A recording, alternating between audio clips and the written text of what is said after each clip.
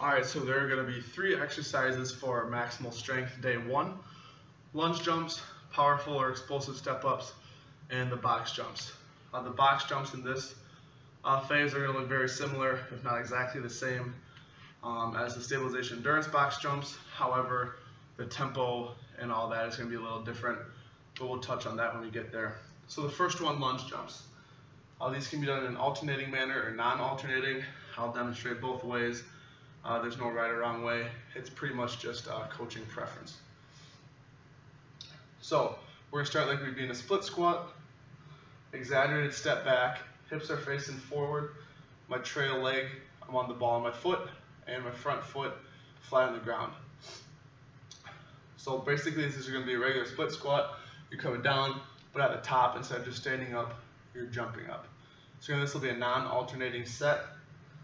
Every jump starts with a counter movement. So my counter movement here will be flexing, dropping my legs down, swinging my arms back. Then at the top, you're swinging your arms forward, jumping up, staying on the ground as little as you can, going up and down. So you notice my hips, every time we landed, they're facing forward, they dropped straight down. That's important, and you want to have the athlete not hit their knee on the ground. You want to have them stop with about an inch left, or an inch gap between the knee and the ground. So that was non-alternating. This will be alternating. So the only difference is that when we jump up, my trail leg will take the place of my front leg, and vice versa. Front leg will take the place of the back leg. So that would look like this. And again, my trail leg, that foot is always on the ball of the feet, but the front foot, the weight is evenly distributed between the ball and the heel. That way we're just not too far forward and the weight's not too far back. So those are the lunge jumps. Next one is powerful or explosive step-ups. Now there can be several ways to teach this. I've seen people teach it where they jump off their right, land on their left. I like to teach this with a knee drive, so I personally do not do alternating reps. I do non-alternating, finish with my right foot, and then move right onto my left. So that is how I will demonstrate it, but again, there's a few different ways to do this. So for the hands, I like to teach it just, you know, how you were running. If you were running, when you're really pushing off that right foot, your left hand is coming forward, so that's how I want the hands to look here. When you're coming up, pushing up, the left hand is coming up. Kind of like a basketball layup. When you're on the left side, you're doing a left-handed layup. You're taught to go off your right foot because that's natural. Vice versa, on the other side, you're doing a right-handed layup. You want to jump off your left foot. So the same concept here. We're jumping off the right foot. Left hand will be in the air. So again, non-alternating reps. You want the athlete to start with their feet completely on the box. You don't want their toes hanging off or the heels hanging off. Foot flat on the box. It's also important that the foot that is on the box and the leg that's on the box, you want that leg to be doing the majority, if not all of the work.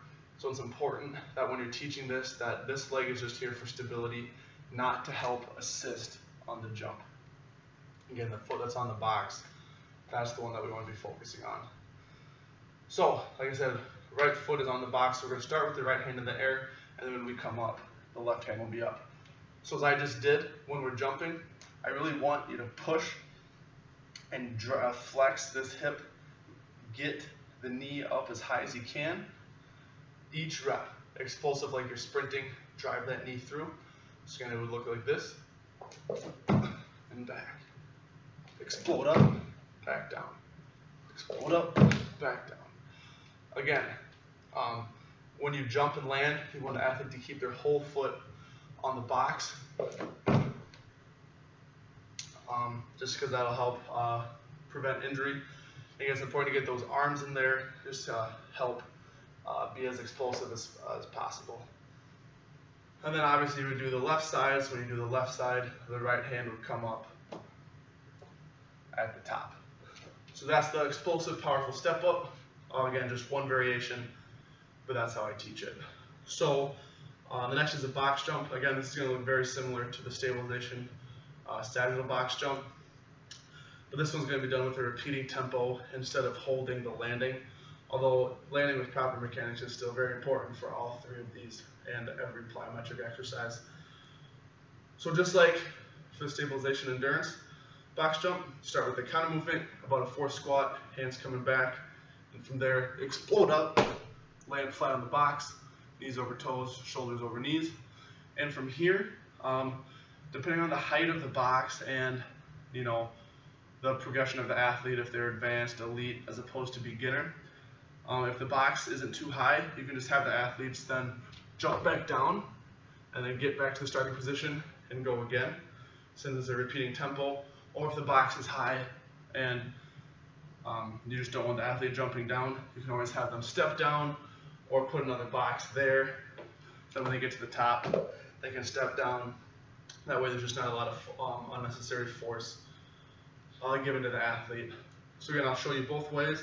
So again, counter movement, land, you can hop back, jump again, or you can step down, get back to the starting position, and jump up. So those are the 3 exercises for maximal strength for the plyometrics.